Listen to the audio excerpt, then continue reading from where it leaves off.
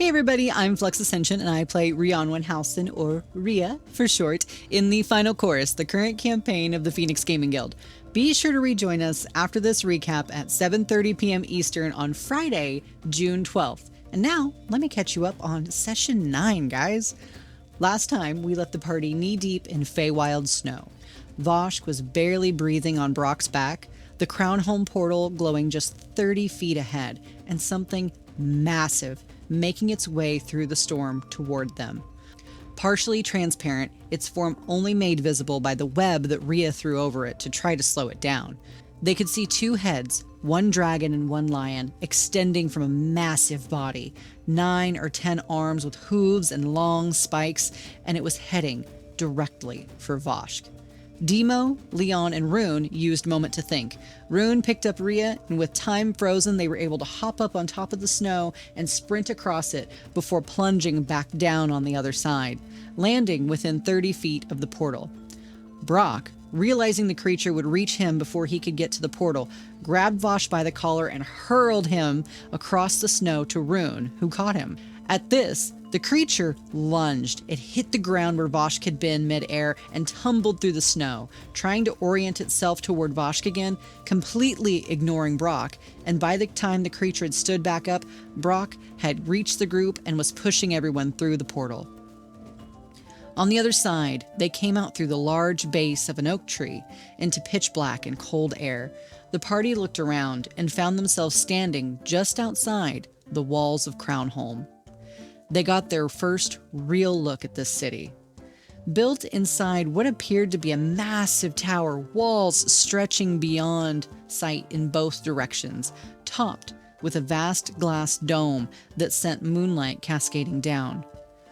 One could describe it as a rook on a chessboard, if the rook were the size of a small country. The crown jewels informed the party that they would set up camp just outside the city walls due to the current curfew. They also said that they would cover the cost of entry passes for all of them, 50 gold per person. Everyone began to set up camp for the night. Vosh dug holes for anyone who wanted one. Demo tried to go to the local inn and found they could only offer him a barn with a hay bell for 10 gold.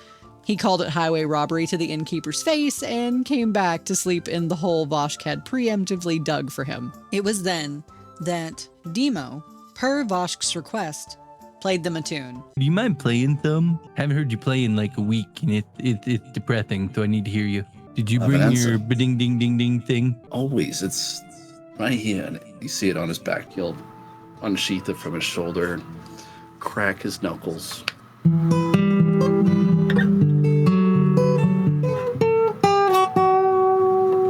Vosh is asleep. Lyra, apparently taking pity, gave him her tent. Demo walked in, laid down, looked up at the ceiling. He rolled over and went to sleep. The next morning, Crownholm was worth the walk. City inside has its own districts, markets, gardens, and a central citadel that the dome barely clears. They registered at the gate. Vosh provided everyone's full name. They received their passes and were told that the crown jewels were going to head to a tavern called the Broken Shield. Zephyr quietly suggested the party might prefer somewhere called the King's Rest. He was right. At the entrance, a statue of a very particular halfling bard, mid-song, 1 foot on a stone, lute raised, hand extended up, ready to strum down in what would be a very powerful chord. This was Donis. Voshk recognized him immediately as the old man they had met in the cellar after the first timeline shift. Demo, who had spent 2 sessions explaining to various people why Donis was apparently the greatest bard who had ever lived, said nothing. He just looked in awe at the statue. Once the party got inside, they found the drinks were watered down, the wine was almost clear, and the mead had no suds and tasted stale. Demo learned that someone had apparently taken this establishment's last bottle of actual alcohol, a bottle of whiskey, and had gone up to the 2nd level. He immediately began investigating this. Demo and Rune caught half of a conversation from a group on the upper floor mentioning a beat-up fighter who'd gone off with a bottle and could not be found. Demo pretended to be slightly drunk and asked for more details. This mysterious group said that they were waiting on Captain Bernard Holt and pointed Demo back downstairs. Vosh said He knew it was Holt the whole time, at which point Rhea messaged Captain Bernard Holt directly. He was indeed in the building, invisible, standing 10 feet right behind them, bare claw marks running down his cheek. After this, they took him to their private room and shut the door. Holt dropped the invisibility spell and took a swig from the bottle of whiskey. He was alive because the lava was fake, and had always been fake, and Demo was the one who had figured it out. He was here because this is where people on his side of the rebellion go. Once Rune produced the gauntlet and asked what Bernard knew about it, he told them. Right, so we have this. Do you know anything about it? That is a battle song. So you stole this from school grounds? Let me ask you this. Would Derek leave students in a room with an unlocked cabinet with a battle song in it? Oh, that crazy old man. You should not be involved in any of this. Do you know anything about this artifact? It opens up realities. The user can see into the future up to a week of any person, any place, or any object. The higher the caster, the longer the reach and time you can wield. But attuning to this is no joke. The gauntlet had belonged to Donis. He never unattuned from it in life, which means part of him is still in it.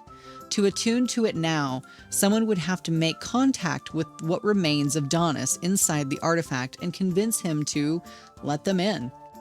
Holt also confirmed what the party had been starting to piece together. He's part of the rebellion against the Lord of Kings, a group known as Birds of Prey, working alongside Derek and others to prevent the Lord of Kings from getting everything he wants.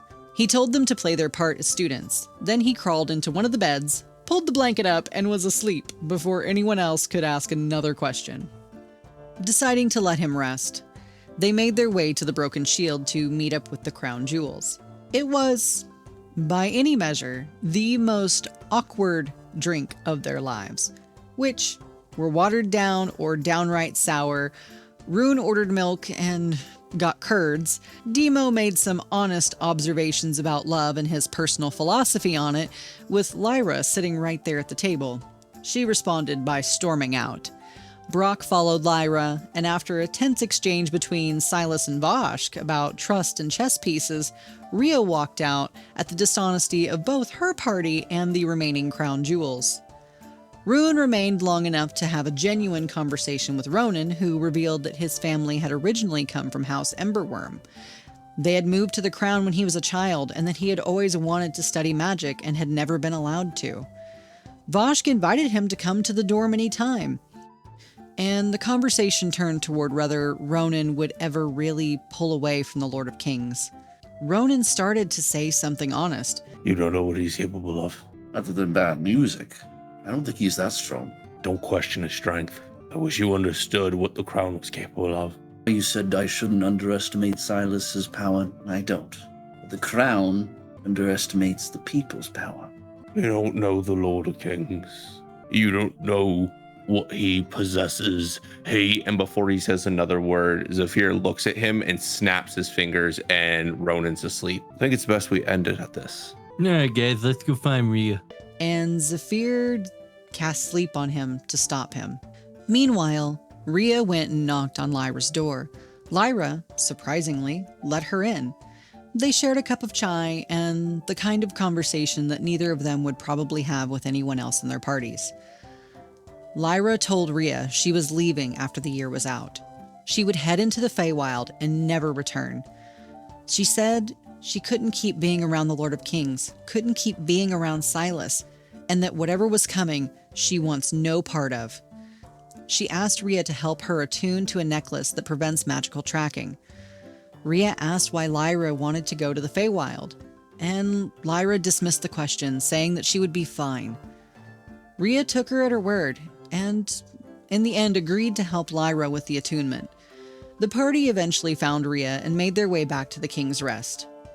After the day they had, everyone laid down for the evening, except for Rune, who wasn't really sleeping. He was listening, giving Rhea whatever space she needed, keeping one ear open for anything wrong. Rhea was thinking about Lyra and her conviction, about how certain she had sounded, about the questions she'd asked before the others arrived. Why are you even at High Throne? Lyra had her answer and was acting on it. Rhea turned the gauntlet over in her hand and decided she had one too. She waited until the room was still. She slid her hand inside and reached not for the weave, but toward the gauntlet itself. Her eyes rolled back into her head, and the energy pulled her somewhere else. A small cottage, sitting across from a young Donis.